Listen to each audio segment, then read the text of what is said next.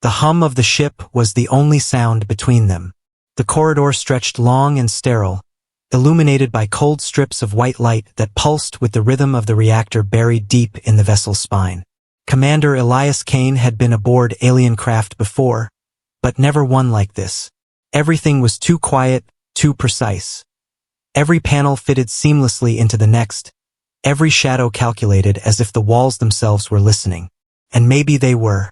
The Xylan never built anything without purpose, and the woman walking beside him was proof of that. She moved like gravity bent to her will, tall and graceful, encased in a black biosuit that gleamed like polished obsidian. Her skin was an impossible shade of blue, luminous even under the ship's artificial light. Her eyes, gold, sharp, and unreadable, didn't so much look at things as through them. She was Captain Sayrix of the Xylan Vanguard, the kind of alien diplomat the fleet only whispered about in mess halls. And now, somehow, he was her human liaison on a joint patrol mission neither side fully trusted. They hadn't spoken in 10 minutes. The silence felt heavy, stretching into the kind of awkward that begged to be filled. Elias adjusted his collar, trying to think of something. Anything that wouldn't sound idiotic. But the longer he stared at her, the less his brain cooperated. The way the lights rippled across her pale braids, the way the faint pulse of her skin seemed to sync with the ship's heartbeat. It was mesmerizing. And that's when he muttered it, barely above a whisper, a thought meant for no one but himself. "She's beautiful," he said under his breath. "I'd marry her if I could." The words left him like a sigh, a human thing, quiet, foolish, harmless. At least that's what he thought until she stopped walking. Sayrix turned her head slowly, her eyes glinting gold beneath the sterile light. "You would what?" Her voice was smooth, low, and far too calm. Elias froze, every muscle in his body deciding mutiny was the best option. "Oh no," he muttered. No, you didn't. That wasn't." She stepped closer, and suddenly the corridor felt much smaller. "Repeat what you said, Commander," she said. Her accent curled around the edges of every word. Deliberate, dangerous. Elias felt his mouth go dry. It was nothing, just atmospheric interference. "You know how sound carries on your ships." "Our ships," she corrected. "And sound doesn't carry. It's absorbed, cataloged, and analyzed." He swallowed hard. "Of course it is. Which means," she continued, stepping closer until he could see the faint bioluminescence tracing her cheekbones. "I heard you perfectly." Elias wanted to melt through the floor. "You see, in human culture," he said carefully, "sometimes we say things we don't mean. It's like a compliment but exaggerated. Friendly. Totally platonic." Sayrix tilted her head, the motion both curious and predatory. "So, when you say you would marry someone, it is a friendly remark?" "Absolutely," he said too quickly. "Happens all the time. I once said I'd marry a coffee machine if it made another cup." "You equate me to an appliance?" she asked. No, you're way more advanced than a coffee machine."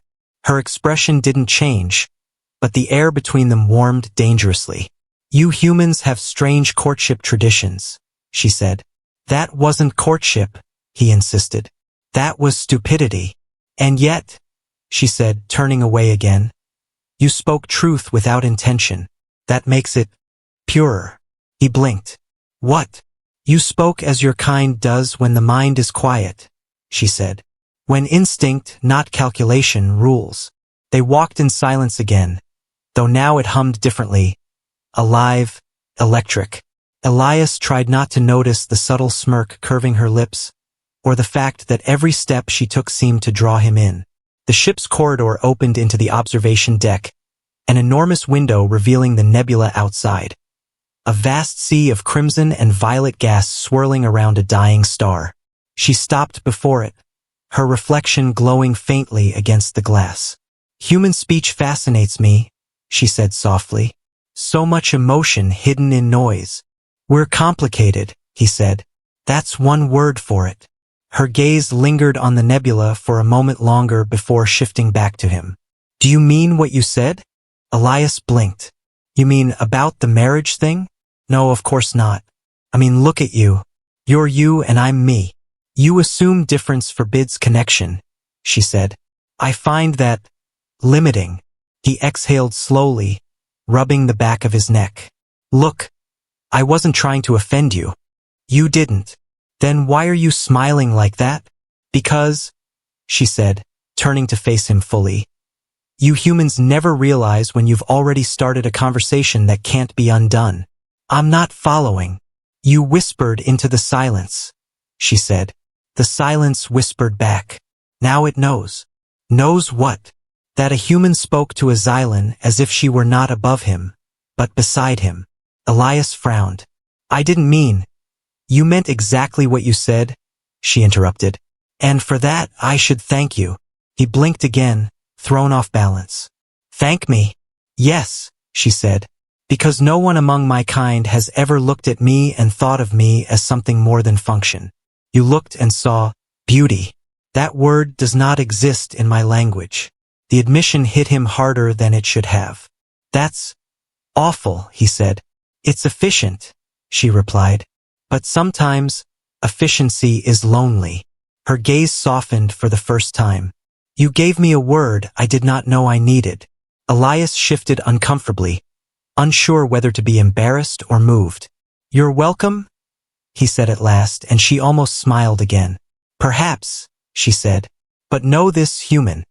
When a Xylan hears truth, she cannot forget it. Nor can she ignore it.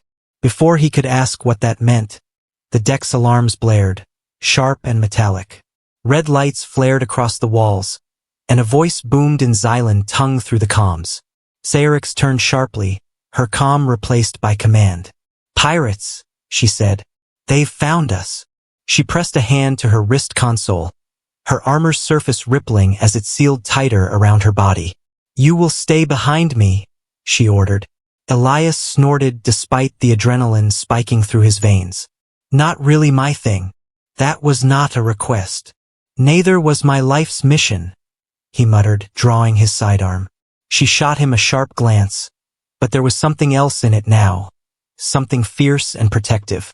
You speak too much, she said, stepping forward as the corridor filled with the sound of weapons charging. But perhaps I will see if you fight as honestly as you speak.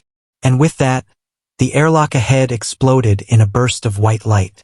The airlock doors blew apart in a roar of white flame and pressure. Metal shards spiraled like razors through the corridor, embedding into the walls.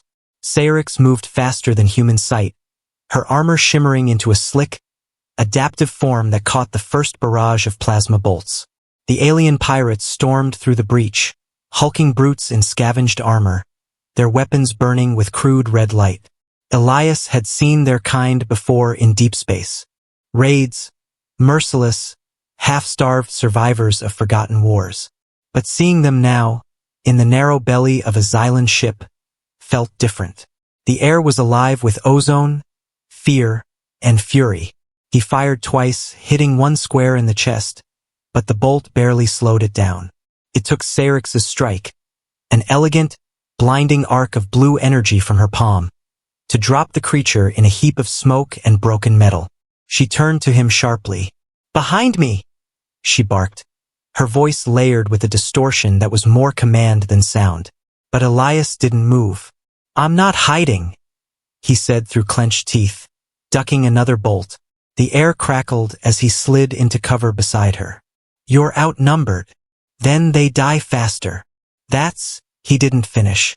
A pirate lunged from the smoke, claws glowing red-hot, but Sayrix met him head-on. The corridor flashed blue again. The attacker hit the wall so hard the ship groaned. Elias had never seen anything like it. Her movements were beautiful, but in a way that terrified him. Each strike was precise, each step planned as if she could see seconds ahead. It was less combat and more choreography, the kind humans could only dream of mastering. And yet, somehow her rhythm changed every time he moved, adjusting for him, protecting him. He caught himself watching her again, even as chaos tore around them. The way her white braids swung behind her, the sharp focus in her eyes, the faint energy halo rising from her armor. It was impossible not to. He shook it off, forcing his aim steady. "You're going to get yourself killed doing that," he yelled over the noise. She parried another strike, twisting with inhuman speed. "Doing what?" "Shielding me."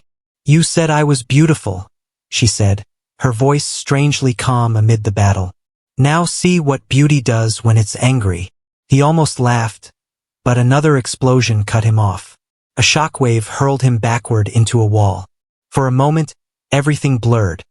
The scent of burnt metal, the ringing in his ears, her voice shouting something distant and furious. Then darkness flickered. When he opened his eyes, Sayrix was kneeling over him. Smoke drifted through the ruined corridor, orange lights flashing overhead. Her armor hissed softly as it reconfigured, her body leaning close enough that he could feel the heat radiating from it. "You're hurt," she said. He touched the side of his head and felt blood. "Just a scratch. You humans lie poorly." She pressed her palm to his temple, and light spilled from her fingers. The pain dulled instantly, warmth flooding through his veins. "That's one hell of a first aid kit," he muttered. "Biological restoration interface," she corrected. "Don't speak. Kind of hard not to win." "Wow, okay. That's weirdly nice." Her lips curved faintly. "You're remarkably calm for someone nearly vaporized." "Trust me," he said, blinking up at her. "This isn't even my worst first date." Her expression froze, unreadable, but something changed in her eyes. A flicker of something like amusement. "First date?" she echoed. "You humans equate battle with courtship?" "Only when it's this intense," he replied. For a second, he wasn't sure if she'd hit him or laugh. Instead, she stood and offered her hand. "You're absurd," she said. "And yet..." She looked down the ruined hall, smoke curling between the flashing lights. "And yet, I find myself entertained." He grinned despite himself. "Glad to be of service." She didn't smile, but her tone softened. "You risked yourself without hesitation. Most soldiers freeze when facing our enemies." "Maybe I'm just bad at freezing," he said. "Or maybe," she said, her golden eyes narrowing, "you meant what you whispered earlier." Elias stiffened. "You're really not letting that go, huh?" "It's difficult to forget truth once heard," she said, turning away. "In my world, words bind." "You mean like vows?" "Something older," she murmured. "Older than promise. Older than choice." "That's comforting," he muttered. "So what me saying I'd marry you counts as what? A blood oath?" She glanced back over her shoulder. "If you were Xylan," she said quietly, "you'd already be bound to me by now." His throat went dry. "Good thing I'm human, then." "Is it?" she asked. He didn't answer, and she didn't look back again. The ship shuddered as the engines reignited, breaking the silence. "We're moving," Elias said. "Correct," Sayrix replied. "I ordered the jump drive prepared before the attack. They won't catch us again." "Smart. Necessary." She paused, looking at him. "You fought well, Commander Kane." "You too, Captain Sayrix." "Do not flatter me," she said. "Your kind speaks praise too easily." "Then what should I say?" "Say what you mean." "Fine," he said, meeting her gaze. "You saved my life." Her eyes flickered. "And you risked yours. Guess that makes us even." She took a step closer, her presence once again filling the air. "No," she said softly. "It doesn't." He was about to ask what she meant when the comms crackled to life. The ship's AI voice, cold, mechanical, unfeeling, spoke in Xylan dialect. Whatever it said made her expression darken. "Translation?" Elias asked. "There's another ship," she said, her tone hardening. "Human. Military signature. Ours?" "Not anymore," she said, her golden eyes narrowing. "They've gone rogue." "What do you mean, rogue?" "They're transmitting an order your capture." He froze. "Wait, what?" "Your people believe you've defected," she said. "Helping me has consequences." "Great," he muttered. "Guess this day keeps getting better." "Do not worry," she said, the faintest trace of a smirk touching her lips. "They will not take you." Because you'll help me? Because, she said, stepping close enough that her breath brushed his cheek. You're under Xylan protection now. Before he could respond, the ship's alarms blared again, and the stars outside twisted into a tunnel of light as the jump drive activated. The floor trembled beneath them, and the world stretched thin. Sayrix turned toward the viewport, her hand tightening briefly on his shoulder. Hold on, human, she said. You've chosen your truth. Now see where it takes you. The corridor flared white. The jump tore through space like a wound, leaving a halo of fractured light behind the ship. For a moment, there was only silence. A deep, almost reverent quiet that filled every corridor, as though the universe itself was holding its breath. Elias leaned against the wall, trying to steady himself. The stars outside stretched into infinity, frozen streaks of silver and blue beyond the glass. He had survived firefights, orbital drops, vacuum breaches, but never this. Never being hunted by his own. Sayrix stood at the center of the command deck, her silhouette framed by the glowing navigation core. Her armor dimmed, flowing like liquid metal as it adjusted to a more ceremonial form. Even weary, she radiated command. Her gaze flicked to him without turning her head. You're still bleeding, she said. It's fine, he replied. I've had worse. Humans say that often, she murmured. I've yet to meet one who truly means it. Then you haven't met enough of us, Elias said, straightening his jacket. We're stubborn like that. I've noticed. Her tone was measured, but beneath it he heard something, curiosity, maybe even faint admiration. Why risk yourself for me? She asked suddenly. You could have escaped when the pirates boarded. He met her eyes. Because that's what humans do. We protect people, even when it's stupid. Even strangers? Especially strangers, he said. That's the difference between surviving and living. She stared at him for a long moment, as if turning the words over in her mind. You speak like someone who has lost much, she said finally. I've lost enough to know what not to lose again. He wasn't sure why he said it, but he didn't regret it either. The soft hum of the ship filled the pause. When I was a child, she said, her voice low, I was told humans were volatile, driven by impulse, bound by emotion. My kind was warned never to trust your species. That's fair, Elias said. We don't always make it easy. And yet, she said, taking a slow step toward him, you risked yourself for someone you barely knew. Perhaps impulse has its value. He smiled faintly. It's gotten us this far. Sayrix's golden eyes softened, her voice a whisper. You confuse me, human. Good, he said. I like confusing people. No, she said, shaking her head slightly. It's not confusion of the mind, but of the pulse. Her hand touched her chest, over the faint glow of her core.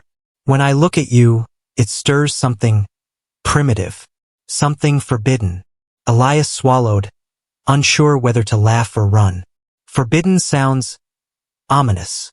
For my kind, connection with another species is considered contamination, she said.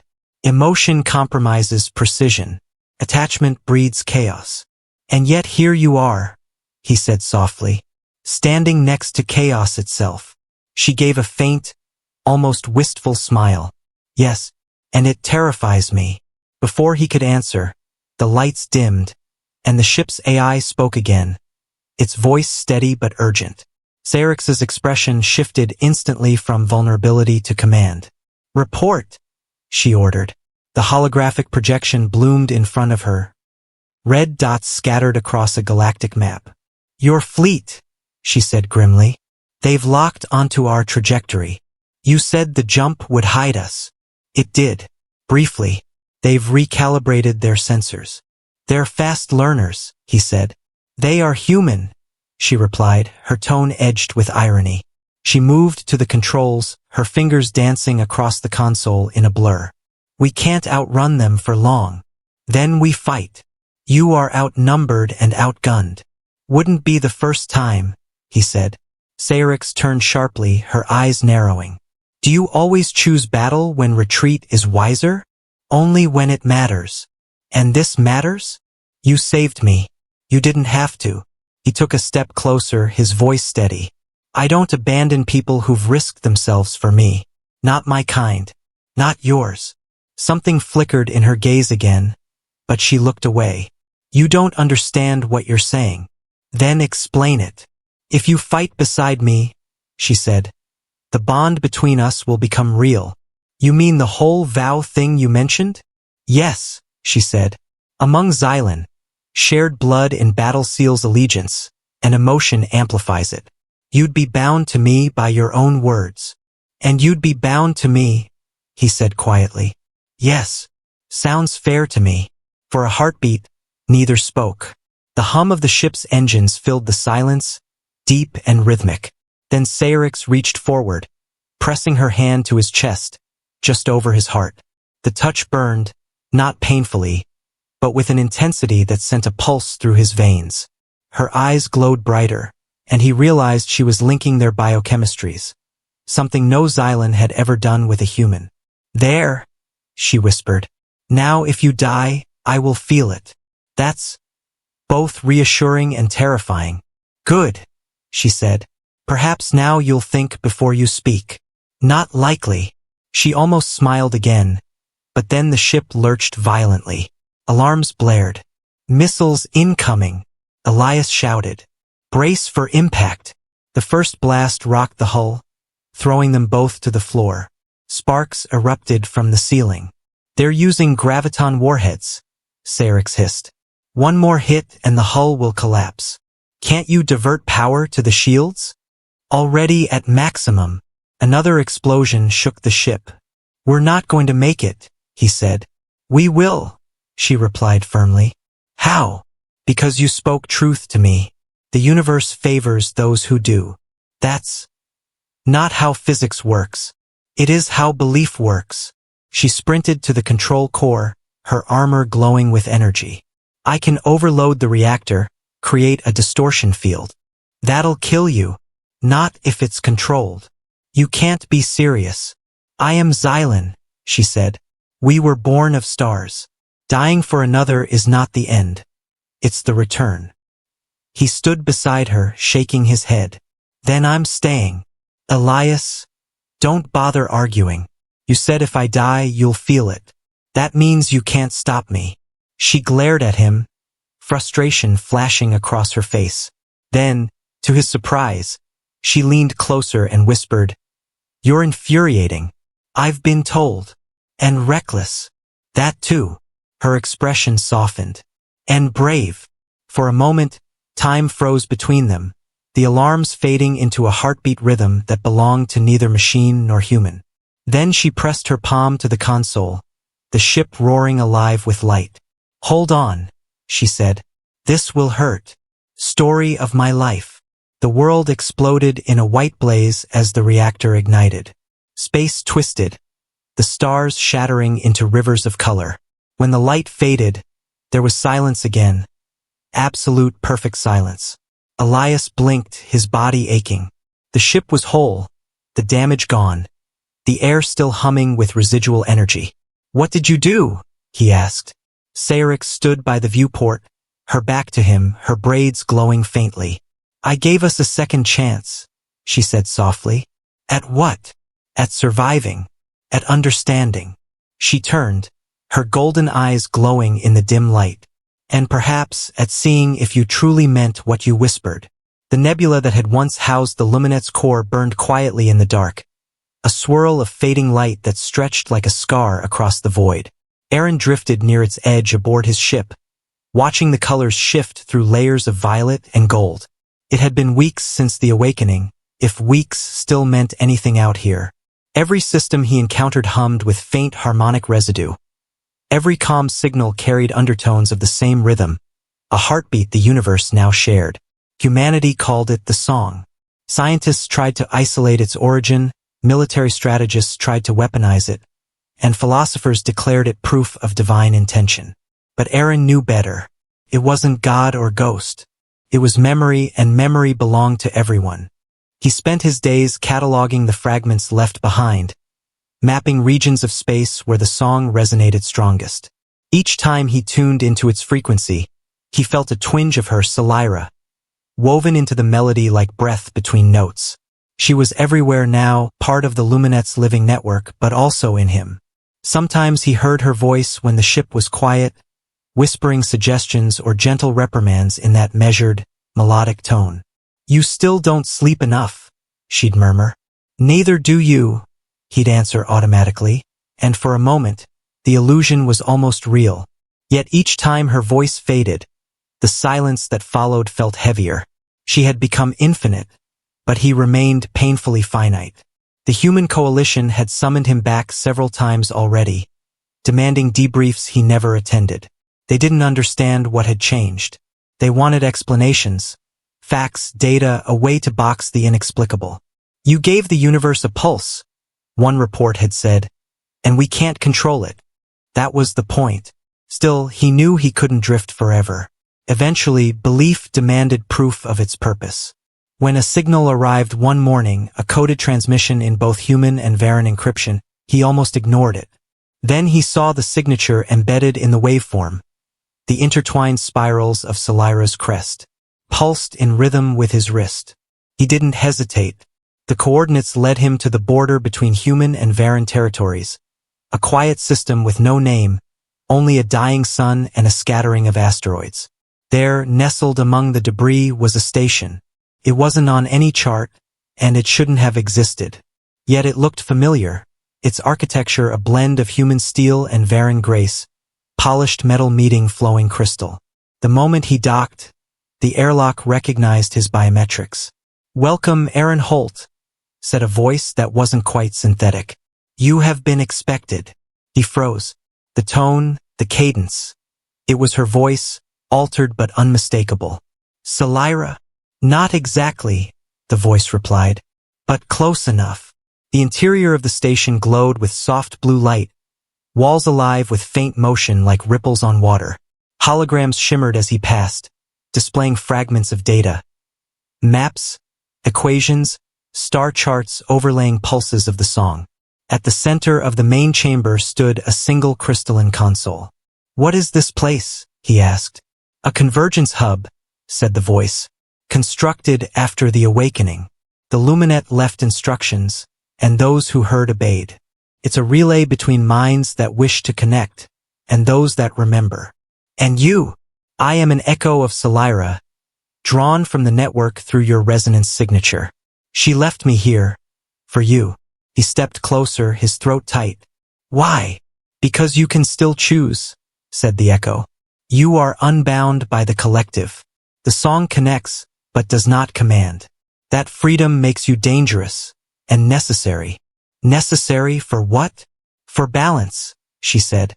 "The song spreads faster than we predicted. Some worlds embrace it, others reject it violently. Fear, as always, spreads faster than understanding." The hologram shifted to show unrest across dozens of colonies. Riots, mass migrations, planets dividing over whether to silence or amplify the song. "They're afraid of losing themselves," Aaron murmured. "And they will," the echo said gently, "unless you teach them that connection doesn't erase individuality, it amplifies it." He stared at the projections, anger and sorrow twisting within him. "You're asking me to fix the universe." "No," she said. "I'm asking you to remind it why it chose to wake up." Her image flickered, stabilizing briefly into something almost solid. "The Luminet believed knowledge alone could unify life. You taught it belief. Now it's your task to teach belief responsibility." Aaron laughed softly, shaking his head. "Responsibility? Humans can barely agree on breakfast." "Then start there," she said, smiling faintly. "Small truths build larger ones." "And what about you?" he asked. "Where's the real Salira?"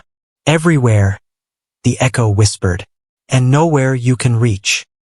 He stood there for a long time, the hum of the station merging with the beat beneath his skin. "If she were here," he said quietly, "what would she tell me?" The echo tilted her head. "That you never stopped believing in the impossible. And that's why she trusted you." The projection dimmed, leaving him alone again. Yet something had changed. The hum beneath his wrist had deepened, resonating with the entire station. The walls began to shift, forming an archway of light. "Destination?" the console asked. He hesitated. "Everywhere people are afraid." "Confirmed," said the system. The station began to dissolve, folding itself into a ship of pure energy around him. When the transformation completed, he stood aboard a vessel that seemed carved from the song itself. Its walls shimmered like starlight trapped in glass, its engines silent but infinite. He barely had time to breathe before the ship moved, not by propulsion, but by thought. He focused on the coordinates of the nearest conflict zone, and the stars blinked, replaced by the fiery skies of a world tearing itself apart. Below, human and Varan fleets clashed in orbit, their weapons firing pulses of light that shattered atmosphere. The irony stung. Two species who had birthed peace together now destroying it out of fear. "End transmission," he muttered. "Project voice." The ship obeyed. Across the battlefield, comm channels flickered to life, filled with his voice carried on the song's frequency. "Stop," he said. The word wasn't a command but a resonance, a tone that vibrated through the hulls of every vessel. "You feel it, don't you? The rhythm beneath everything you are. That's not an enemy signal. It's your heartbeat." The firing slowed, confusion spreading. "You're afraid of being forgotten," Aaron continued. "But connection doesn't erase you, it remembers you. Every thought, every act, every breath becomes part of something bigger, not control but continuity. That's what the song means." For a moment silence held. Then, slowly, one ship powered down its weapons. Another followed. The fleets drifted apart, their lights dimming one by one until only the hum of the song remained. The transmission cut automatically, leaving Aaron trembling from the weight of what he'd done. "That was reckless," said a familiar voice. He turned. Salira's echo stood beside him again, shimmering faintly. "You're starting wars with words now. Better than ending them with weapons," he said. She smiled. "You've learned to speak like a Varan diplomat. And you've learned to haunt like a human ghost." They stood together, watching the world below as peace, or something close to it, settled like dust after a storm. "You'll have to do this again," she said. "Many times. The song will keep spreading, and with it, misunderstanding." "Then I'll keep going," he said, "until people stop hearing it as noise. And when they do, then I'll listen instead." The echo reached out, her hand passing through his shoulder but leaving warmth behind. "You're still the only human I believe in," she said softly. "Don't prove me wrong." "Never," he said. "Not while there's breath left in me." The echo faded, leaving the ship bathed in quiet starlight. Aaron closed his eyes, letting the hum guide him once more. For the first time since the rift, he felt something close to peace. Not because everything was fixed, but because it wasn't. The universe was imperfect, chaotic, beautiful, and alive. Humanity had been given a choice, and for once, it wasn't between destruction and survival. It was between silence and song. And as long as one human still believed in the impossible, the stars would keep singing. Dawn came slowly to the new world below, a soft cascade of light washing over the horizon. The ship rested in orbit, silent and scarred, its hull reflecting the gold and violet glow of a planet untouched by war. Elias stood at the viewport, his reflection a ghost against the stars. It had been 3 days since they passed through the veil, 3 days of quiet, of trying to understand what had happened between them, and what it meant that they had survived something no human or Xylan ever had. The bond still hummed faintly beneath his skin, a pulse that wasn't entirely his own. He could feel her even when she wasn't in the room, the rhythm of her breath, the steady calm of her thoughts, the faint ache of exhaustion still lingering in her body. It wasn't telepathy. It was something deeper, like two songs that could no longer be played apart. Behind him, soft footsteps broke the silence. "You haven't slept," Sarek said. Her voice was quieter now, gentler, stripped of its command. "Could say the same for you," Elias replied without turning. You've been recalibrating that console for hours. I've been watching, she said. Your kind stars. They feel warmer than ours. He smiled faintly. You mean this system? No, she said, stepping beside him. You. Her reflection joined his in the glass. Taller, radiant, her eyes like captured suns. You confuse peace with stillness, she continued. But peace is not the absence of movement. It's knowing when not to fight. He glanced at her. You sound like you've been hanging around humans too long. Perhaps, she said, her lips curving slightly. Or perhaps humans have been hiding something worth learning. They stood together for a while, watching the sunlight creep across the planet's oceans. You said this world was safe, Elias murmured. Safe, she repeated. Not simple. There's a difference? Always. She turned to face him fully. The veil didn't just carry us away, Elias. It marked us. The wild between stars does not let go of those it touches. It changes us. He frowned. You mean the bond? Yes. It will not fade. Not in this lifetime, not in any. So what? You're saying we're connected forever? In every sense that word means. That's a long time. Then do not waste it. Something in her tone made him look up. She wasn't smiling now. Her expression was raw, open, the steel stripped away. I was born in a place where emotion was weakness, she said softly. Where truth was edited, and love, if it existed, was hidden behind function. When you whispered those words, I thought them foolish. Beautiful, yes, but impossible. And now? He asked. Now, she said, her voice trembling. I know why your kind fights so hard to protect what it loves. It's the one thing the void cannot take. Elias swallowed, his chest tightening. Sayrix? Don't, she whispered, stepping closer. Don't make this fragile. It's not, he said. Nothing about you is fragile. Her hand rose, fingers brushing the side of his face. Her touch sent warmth through him that felt like sunlight breaking through clouds. You humans burn too quickly, she said. We have to, he whispered. The universe is too cold otherwise. Then teach me, she said. Teach me how to burn. The space between them vanished. Her forehead rested against his, her breath mingling with his own. The bond flared, soft, not painful, just light. He could feel her heartbeat sync with his, her thoughts like faint echoes. There was no need for words. In that moment, everything that divided them, species, duty, fear, fell away.